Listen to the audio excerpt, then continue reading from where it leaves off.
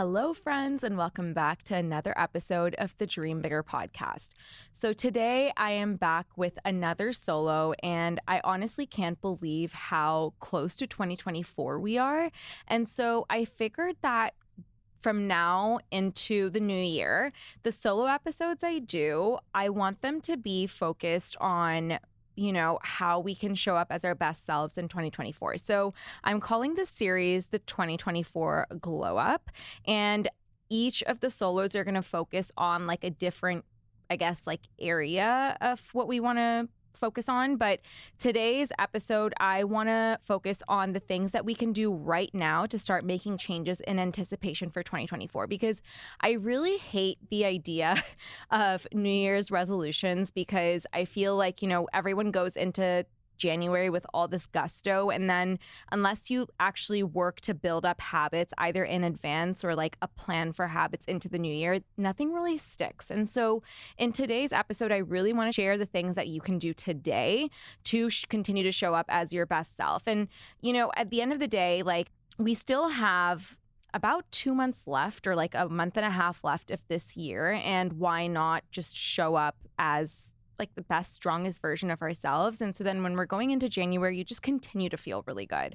So future episodes, I'm thinking we'll talk about things like vision boards, goal setting, implementing new business ideas. And I'm trying to split the themes up based on things that you guys ask me about. So I know that every time I go on Instagram and I ask you guys for topics or questions around solos, you give me so much. And instead of just answering questions on my solos, I want to split it up so that it has a theme, and then I answer questions at the very end. So this is what I'm going to do for today's episode. The first part of the episode is what I'm saying, which is going to be how to start making changes today. Like, what are the very tangible things that you can do, that I do, that, we can use with us into the new year. And then the second half of the episode, I'm going to answer a few questions that I get from you guys. All right, so let's just get right into it. So I think that, I'm going to split this up into a few different topics, okay? So first things first is workouts, because I get asked this a lot, just to go into more details, and I have in past solos.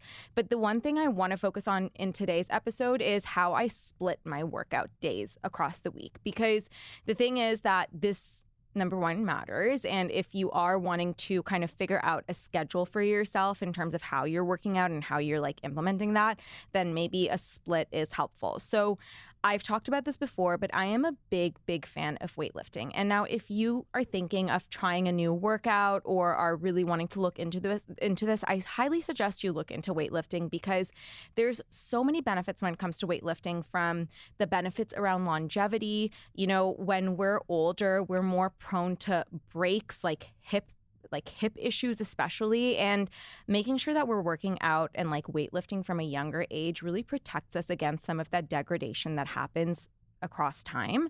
And so that's why I was really, really interested in it. And also on top of that, who doesn't like to feel strong? Listen, it is so empowering for me to be able to lift my own suitcase when I'm traveling, to not have to depend on someone to, lift heavy things. And it makes you so much more independent. So big fan of weightlifting. And if you are someone who is still thinking like, oh, but weightlifting will make me bulky, it will not make you bulky. It absolutely will not make you bulky.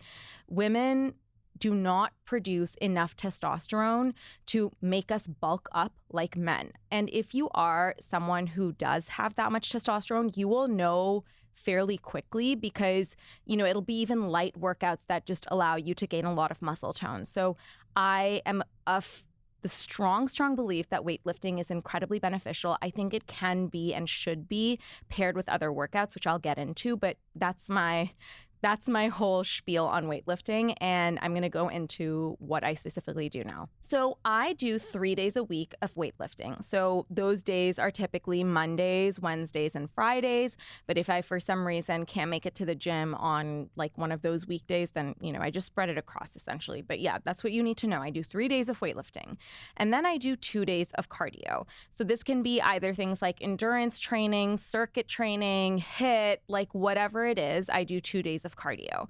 Now, when I initially got into weightlifting, all I did was weightlift and then I would do Pilates maybe once a week. But the reason I do cardio now is because the gym that I'm a part of, it's called Monarch in LA.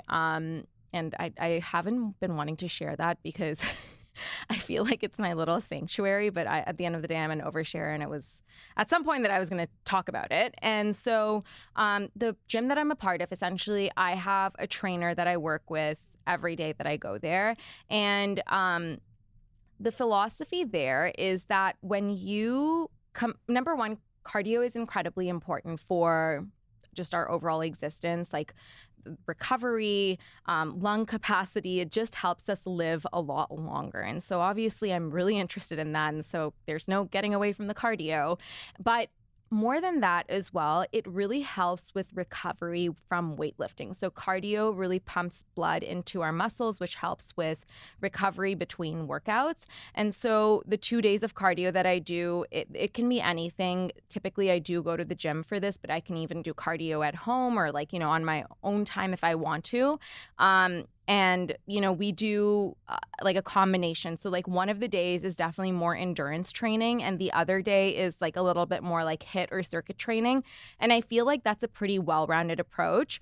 And then on Saturdays or Sundays, so I do my workouts 5 days a week at the gym, so Mondays to Fridays. And then Saturdays and Sundays, Sunday is my full rest day. I call it parasympathetic day. I've talked about it in an episode before. But Sundays is just for very long walks. I'm not working out or anything. But Saturdays are the day that I will do my own workout. So this can be Pilates, it can be hiking, it can be tennis, it can be just whatever I want to still get my body moving. So that's Saturdays for me.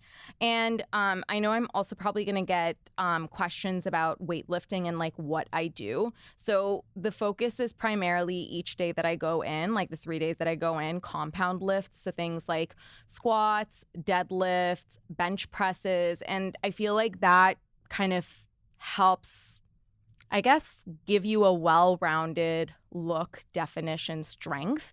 And then that's always paired with accessory movements. So we do one kind of block of 2 core exercises. My core has gotten so much stronger. When I used to go to the gym on my own, quite frankly, I would never train core because I would just get that on the one day of Pilates that I did.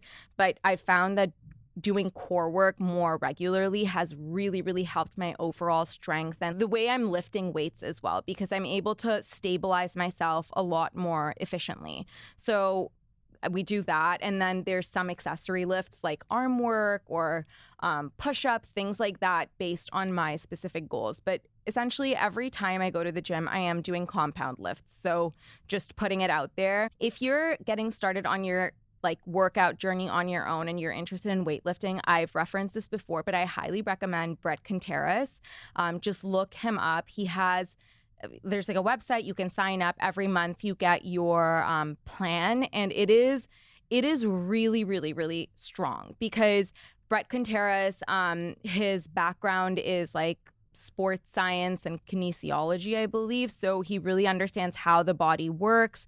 It's a really good plan to get started if you are wanting to go to the gym. So my workouts obviously are supplemented with supplements because I want to focus on recovery and just like optimization when it comes to building muscle and losing fat and all of that.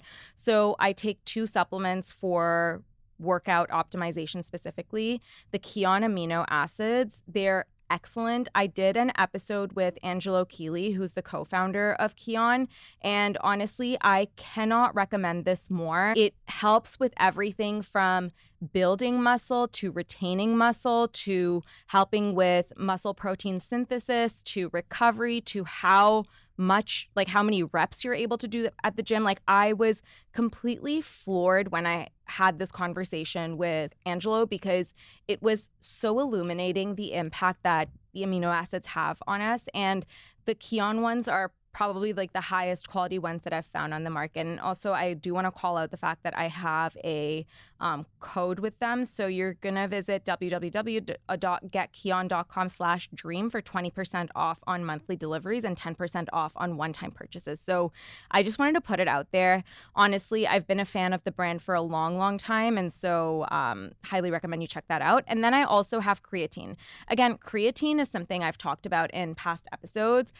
Big fan of it. It was actually recommended to me by my doctor when I started at my gym. I was really nervous to take it because I was like, is it going to make me swell up? Like, what is it going to do? But no, it doesn't do that. It really helps with muscle tone, making sure that you're building muscle. It also has a lot of cognitive benefits in terms of like mental clarity and focus and all of that. So that is also something I'm really interested in. Again, for this, I use Keon, and I also really like Thorn. So both of those are excellent. Okay. Moving on from working out to food. So if you are wanting to kind of, I guess, like rejig how you're eating and, you know, optimize for nutrition, I would say the focus should be protein and vegetables with every meal. No matter which expert I've talked to, this is something that keeps coming up over and over again. So, you know, the protein really lays the foundation of how full we feel and how we're able to show up at the gym. And, you know, it helps with things like muscle and all of that. So it's really, really important. You know, highly recommend protein. And of course, with vegetables, you know, it helps with everything from there's micronutrients that we don't get in anything else except vegetables. It's a great source of fiber.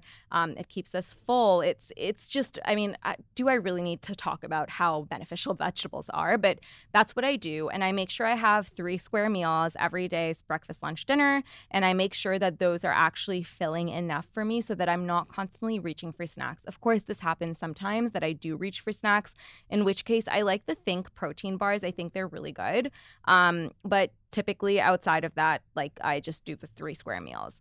I also, like, if you are, again, like if you're wanting to reset ahead of the new year, I recommend eating at home more often than not. I typically tend to plan my meals essentially on Sundays. So on Sundays, I sit down and I go through like everything I've saved on Instagram, through recipe books, whatever, and I compile exactly what I'm going to eat for the week. So I have literally breakfast, lunch, dinner, and I typically have like 2 options for lunch and 2 options for dinner. And then on Sundays, depending on what I'm planning on eating, I will prep my food. So for example, this week, which was yesterday, was Sunday for me. I'm recording this on a Monday. I did things like I prepped this chickpea pasta with roasted red pepper sauce and shrimp. I prepped that so that during the week when I'm so busy, I'm not having to cook something. I'm just having to heat it on my pan, and that's basically it. So love the like chickpea pasta thing. It's really easy, really good. Other meal ideas: white bean chili, so easy. Again, really nutrient dense. I make mine with chicken. You can make yours with whatever meat you want. I also try to sneak in arugula if I'm doing chili because it's an easy way to sneak in vegetables. And then another really easy one that I've been making over and over again is a one pan sheet pan, I guess, like sheet pan chicken with Brussels sprouts, red onions, and like some sort of squash. I like to use acorn squash because it's really tasty. So that's kind of what I prep, and I'll kind of like just put that in the oven. It takes me 20 minutes at night because if I'm eating chicken, I like to eat fresh chicken, not in chili format, but I don't know, like something about chicken, I like to have it fresh. So just again, like sheet pan, and I just prep as much as I can because like especially during breakfast and lunch, I feel like if I'm not prepped, then like I'll have to go get something, or I'm spending this time cooking and sometimes I have to skip a meal because I'm not prepared. It's just busy. Okay, guys, like I'm just going to be honest, it's busy. And so the more you plan and prepare, the better off you are. Also, this like before the holidays or like during the holidays into the new year, what I'm doing right now is I am really minimizing inflammatory compounds because you guys, like I was traveling like a mad woman essentially all throughout the whole summer up until last week. it had been one trip after the next for work. And I wasn't eating how I normally do. And I just honestly, I came back from Vegas, which was my last trip that was for work. And I felt so puffy. I felt so inflamed. So I am really, really minimizing gluten and alcohol because those are two very inflammatory compounds when it comes to me personally. And of course, the science kind of shows that as well. So by minimizing, I mean almost cutting it out for the next 30 days. Like, of course, there's times where you can't avoid it. And so I'm okay with that. But like I'm saying, maybe in these next 30 days, like 2 times I'll have gluten/alcohol. So that like really helps me reset everything. Okay, moving on to sleep. So with sleep, this is really important, okay? The thing is that unless we're sleeping well, I feel like everything else is a wash, okay? I cannot minimize the importance of sleep. So I make sure, or I am making sure, and I think you guys should really look into this too, is that I make sure that I go to bed at the same time every weekday. And so that is around 10:30 p.m.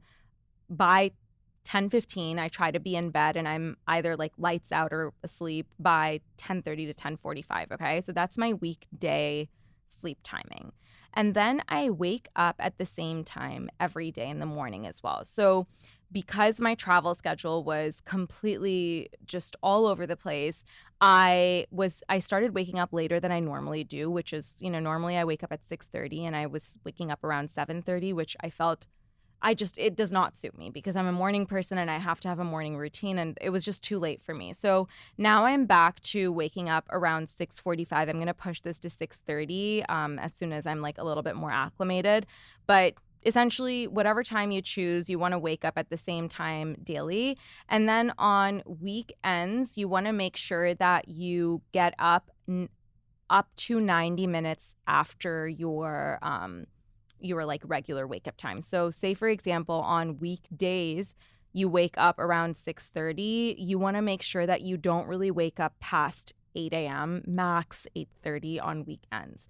And this is talked about in a really good sleep book, which I'm going to link in the show notes. It's really excellent. I'm forgetting the name right now, but essentially, there's a concept called social jet lag, whereby, we do all this work in terms of establishing a good wake up/sleep routine during the week. And then we go out on a weekend and, we're up till 1, 2 a.m., whatever, pick your time. And then you wake up at like 10 or 11 a.m. on a weekend, okay? All this does is it completely wreaks havoc on your regular sleep/wake up cycle for the week, and it's really hard to readjust. So even if you are sleeping at 1 a.m. on a weekend, still waking up at 8:30, 9, whatever that 90-minute window is after your regular wake up time, that should be enough. And it's recommended, instead of sleeping in, to take a nap in the middle of the day. That is so much better for us than sleeping in and kind of like ruining all this work that we've done. So for me personally, and I should have brought this up earlier, but I like to lay down 8.5 hours prior to me waking up. And the reason I say this is because you guys know I wear an Oura ring. And for those of you who've asked, I'm obsessed with my Oura ring. I cannot recommend it enough. But the Oura ring essentially has shown me that whatever amount of time I am laying down for is not the amount of time I'm actually sleeping. So say, for example, I lay down like 7.5 hours. Okay. So I lay down at 11 and I'm supposed to wake up at 6:30, okay? What that means is that I'm actually not sleeping the whole time. I'm actually sleeping for 6 hours, 45 minutes, and about 45 minutes of like waking up in the middle of the night or like, just like kind of small interruptions. And so I'm not actually sleeping for that full period of time. So now what I like to do is I like to lay down for 8 to 8.5 hours, and I notice that I get between 7 hours, 45 minutes to 8 hours of sleep, which is really my sweet spot. So for that, I love my Oura ring because it just gives you really strong data.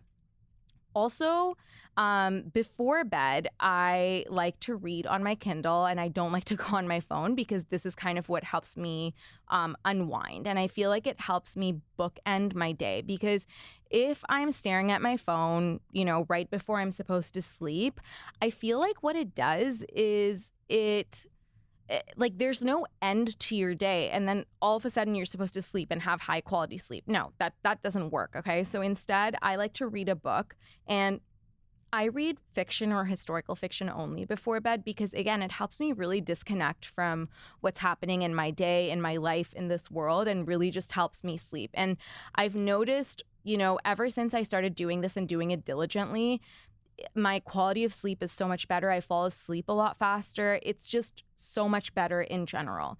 And then I take 2 supplements before I sleep. I've talked about this before. The BioOptimizer's magnesium is excellent. I take 2 of those, and then I take 2 of our Array sleep capsules. Again, these are capsules that help me stay asleep, which is really, really beneficial for me because I'm not someone who really has trouble falling asleep, but I want to make sure that I'm getting high quality deep sleep. And I look at my stats again on my Aura Ring, and the days that I'm having the sleep capsules, it really helps me get high quality deep sleep. So highly recommend that. So now I'm going to move on to questions from you guys. I'm going to get through 4 questions if I go into detail. So the first one that I have noted is relationship advice for couples who move in together.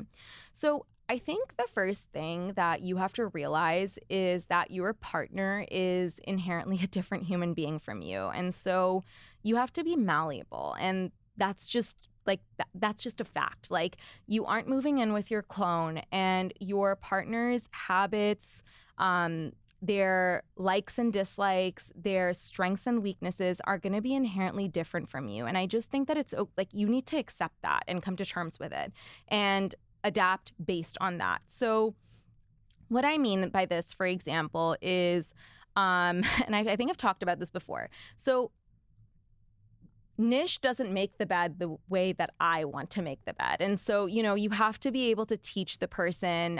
You have to have grace and things like that. Like, they're usually small things, but you have to be good at communication. And obviously you can't be so rigid that, it's like just your space and not the other person's space. So I feel like just malleability is really, really important. The next thing is, I think you have to fill in for each other when you see that the other person is underwater. So in our home, Nish and I have a pretty equal division of labor when it comes to things like cleaning up and chores and all of that. We thankfully do have a housekeeper who comes once a week, but obviously outside of that, we have to do our own cleaning and all of that. And so we have an equal division of labor. I do the cooking, and Nish typically does the cleanup, in terms of the kitchen and the dishes and all of that. So I'm going to give you guys an example. So also, I have to add this, that the reason we have an equal division of labor is because we obviously have both very, very demanding jobs. And, in our case, we work on the same business together. So last night, Nish was working on something for the business, which I simply couldn't help him on. And I saw that he was really struggling because, it's Q4. It is our busiest period yet. And there's certain things that he can do that I can't do, and vice versa. And I saw that he was underwater. He was talking about how stressed he was. And I'd finished cooking, and he was like, Sif, don't worry, I'm going to do the dishes. And I saw him, and I just saw his face and how stressed he looked. And I was like, no, you're not going to do the dishes. I will do the dishes because I owe this to you as your partner, And my rationale there was that, yes, I knew he was going to do the dishes, and he would have done it without a complaint because he's an awesome partner. But at the same time, if I see that my partner is underwater in another place that I cannot help him on, I feel like I need to step in the capacity that I can help, if that makes sense. And I know it's the same the other way around, whereby if work is insanely busy for me and I'm not able to cook, then Nish will go and cook, And I just think that sort of mentality is true partnership. I could be like a bitch, like a complaining bitch, and be like, well, you didn't prioritize the dishes. Well, he's trying his best, and so I can help out when he's not able to get to it in like the right mindset, if that makes sense. So I feel like filling in for each other and having a positive attitude is really important. That is partnership. And then the last thing I will say is I think it's really important to date each other. So oftentimes you get married or you move in together and you fall into a routine and a pattern, and you forget that you still need to date each other in order to have like passion and romance and, like still feel that way about each other. And so for Nish and I, we are really, really particular about still making sure that we are having date night. On date night, I've talked about this before, I'm showing up like full makeup, dressed cute like I would if I were going on an actual date. And so I think that kind of breaks up the routine / monotony of living with each other, because you're still having fun, you're still keeping things fresh and light. And when we're out on date night, we are not talking about the heavy, problem solving things that we have to deal with. We are keeping it light. We're keeping it fun.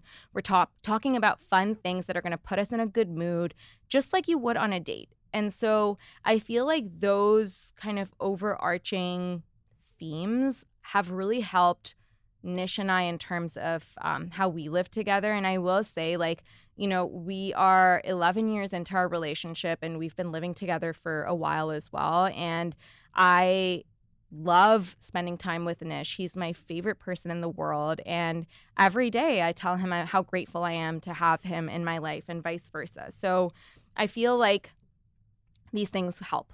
Okay, moving on. So I got a question from one of my friends. I'm not going to say who it is, but she asked about zit creams. And, she asked, do I break out / do I use zit creams? So yes, I do break out sometimes. Obviously, skin is ever changing and no one's skin is perfect. So yes, I do break out. I really love the Zitstica pimple patches. They're excellent. And I like the Renee Rouleau. She has like an acne / like pimple system. And those are both really excellent. They're like my go-tos if I ever do break out and have like something like severely wrong with my skin. And then obviously, if it's bad, then I'll go get a facial. In LA, I like to go to Pellicure. I go to Haley. She does an excellent job with my skin. And if I have any breakouts, then she does all her extractions and, like she's just really, really talented. So for at home, Zitstica and Renee Rouleau. If you're in LA, go to Pellicure. They're excellent. Okay.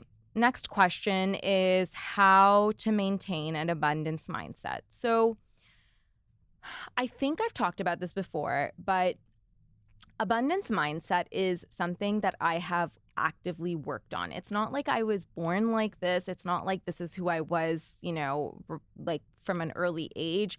It's something that I had to work on and cultivate. So when I was in college, I was just a very different person than who I am today. And that, by the way, isn't a bad thing. It just means that I've evolved and I've worked on myself. And so I think it was 2013 or 2014, my mom actually gave me the book, The Secret, which, everyone's heard of, but it kind of like unlocked something in me. I just had a complete mindset shift. And at that point is when I decided that I wasn't going to be this like negative person who was a victim of her circumstances. I just made the decision that I was going to have a completely different outlook in life. And so I think books are a huge part of the work that you do on yourself. So a few books that I really recommend are The Universe Has Your Back and Spirit Hacker, both by Gabby Bernstein, are excellent. Be Your Future Self Now by Dr. Benjamin Hardy, excellent book. Secrets of the Millionaire Mind, also a really excellent read. So the reason I've recommended these books, and I also, by the way, do on Wednesdays like a book or podcast series, so I always recommend more books there, but I'm recommending these four specifically. No, Spirit Hacker is by Shaman Durek, sorry, not Gabby Bernstein. But these books, the reason I'm recommending them is because I think it kind of overarchingly targets the different areas where we could have lack mindset. And so I just feel like these are 4 really good books to look into. Then I recommend journaling. I journal loads. I have been since 2015. I started with gratitude journaling, and I think that kind of started to shift my mindset, because when we wake up and we're focused on the things that are going well for us in life, I feel like you go into your day with with the right attitude. You're not focused on everything that's going wrong. You're focused on things that are going right. And so start with gratitude journaling. And then I also use journaling as a tool to work through blocks that I have. So, whatever negative rhetoric I have with myself, I will sit there and I will dig. I'll rationalize with myself as though I were rationalizing with a friend. So say, for example, I'm saying something really negative to myself, like I don't know, whatever it is. It can be anything. I ask myself why I feel this way, and I'll keep asking these questions to really get to the root cause and then work through the root cause. So, you just have to work on yourself. And also, yes, I have abundance mindset 99% of the time, but of course, 1% of the time, you have a shit day or whatever, and that's okay.